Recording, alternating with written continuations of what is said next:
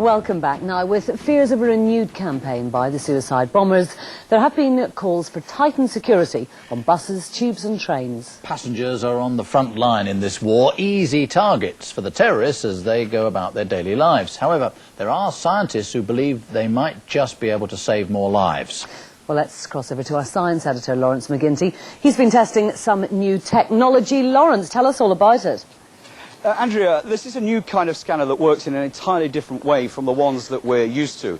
At the moment, you can see me because the sunlight falling on my body and clothing is reflected, and the reflections are picked up by our camera. But as well as sunlight, there's other radiation coming from up there, especially millimetre wavelength radiation.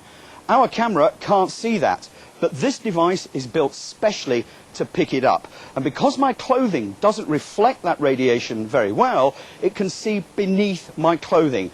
And what you should be seeing now on the screen is some pictures of me with a little red bar up the side. That means there's something suspicious in there. In fact, what I'm wearing here is a test piece that's made out of ball bearings. These are the kind of things that suicide bombers wrap around their devices in Israel to make them more destructive.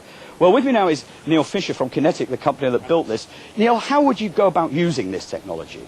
Well, this technology and this sort of family of complementary technologies that go with it would be used wherever we need to screen large amounts of people. So transportation systems, particularly at rush hour, sporting events, venues, that type of thing. So because you don't have to stop people with this, do you, at all? I mean, they don't even know they're being scanned. No, the whole principle is that people can go about their daily business knowing that they're in a safe and secure environment, while the law enforcement authorities, security authorities are using this equipment. It should be totally seamless and transparent to the ordinary person.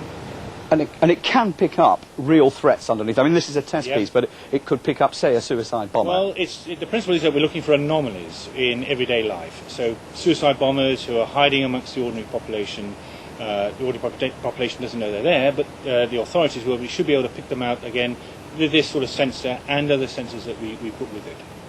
Okay, Neil, thank you very much indeed. The device you can see in front of me now was actually built for the US military. That's why it's so big and clunky. But in places like airports and railway stations, these would be just like ordinary CCTV cameras. You wouldn't be able to tell them apart. But you've still got a problem, even with the best technology. What do you do when you find out that someone is suspicious, that may be carrying a bomb? And the events of last Friday show how sharp that dilemma can be. Indeed, Lawrence, thank you very much.